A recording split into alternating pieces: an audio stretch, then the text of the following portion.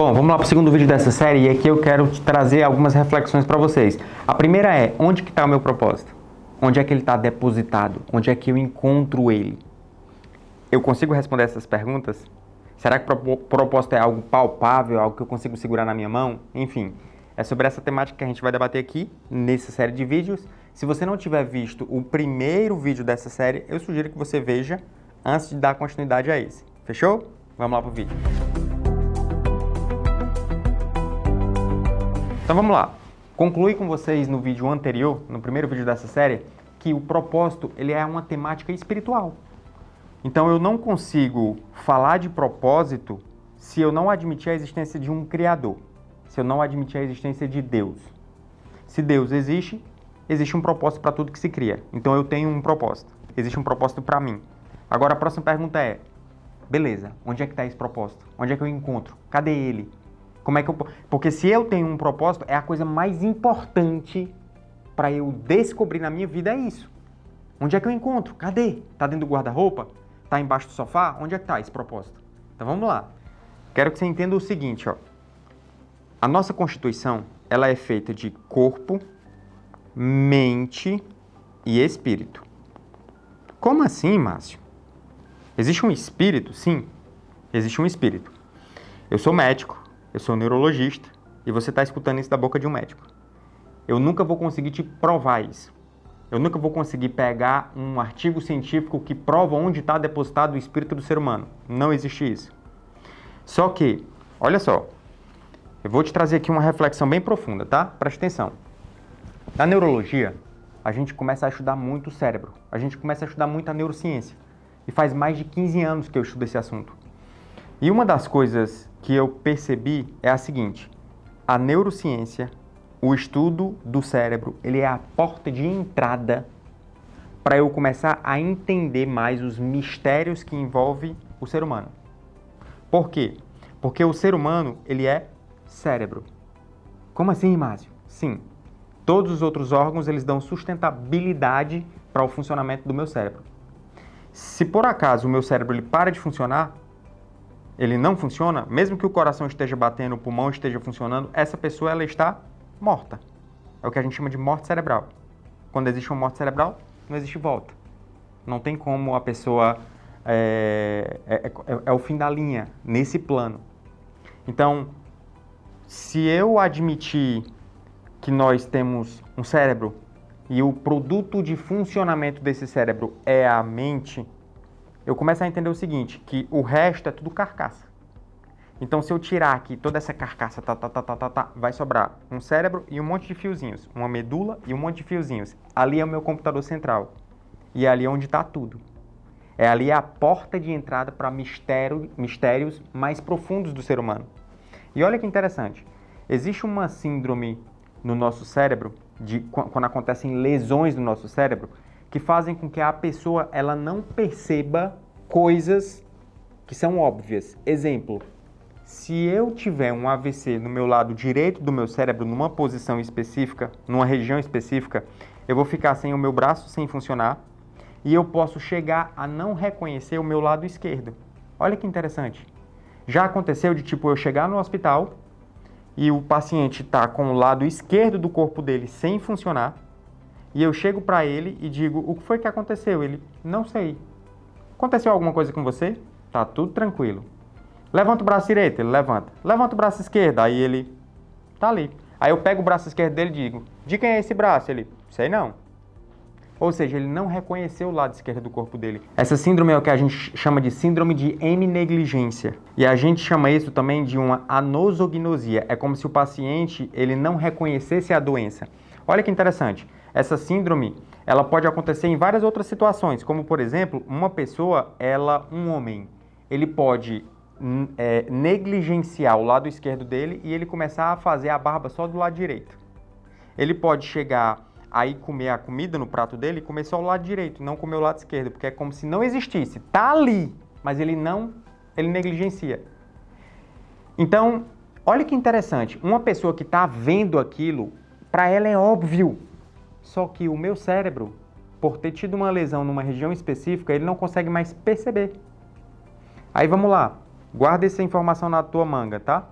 Aí olha só, eu consigo enxergar um espectro da luz, mas eu não consigo enxergar a luz infravermelha, eu não consigo enxergar ondas sonoras, mas elas existem. Então, quem que garante que não existe um Deus vibrando em uma outra frequência, que o meu cérebro não está captando?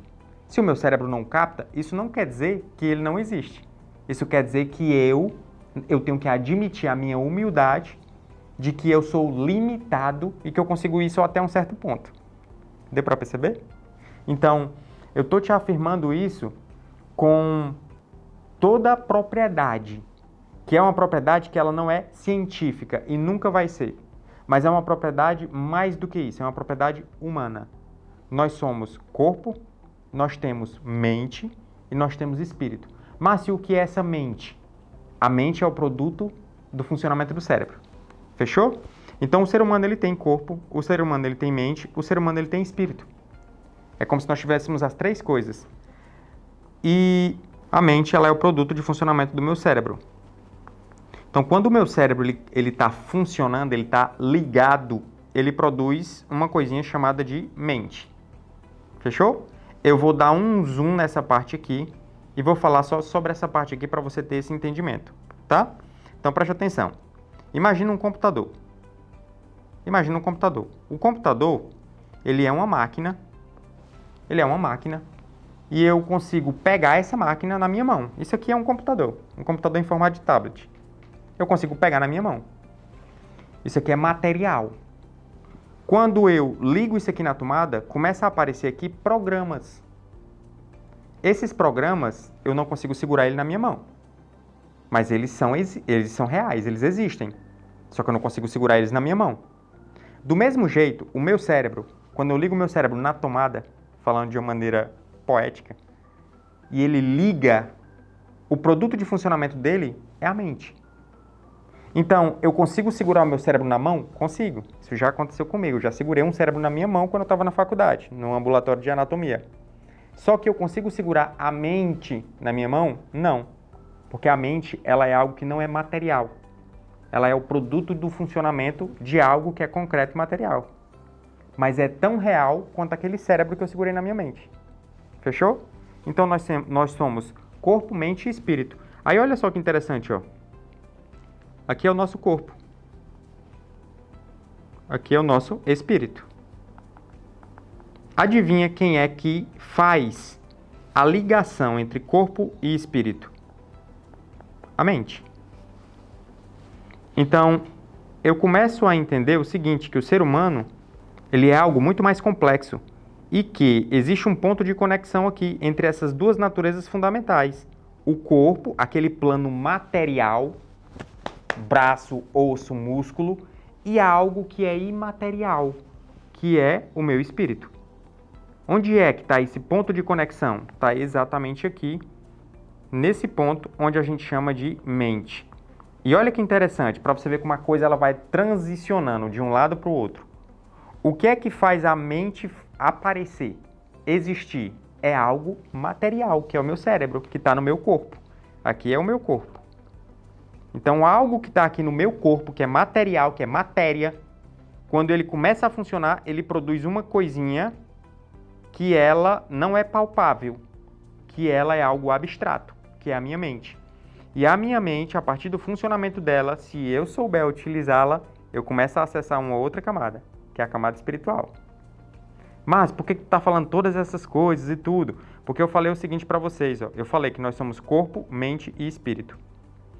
E o primeiro vídeo dessa série, eu expliquei para vocês e eu provei para vocês que o propósito, ele é algo espiritual. Muito mais do que algo concreto. E eu acabei de agora trazer uma outra informação para vocês, que nós somos seres espirituais. Agora, eu já deixei uma pista no ar. Qual é essa pista? É a pista de que o que faz eu começar a ter acesso à parte espiritual é a minha mente.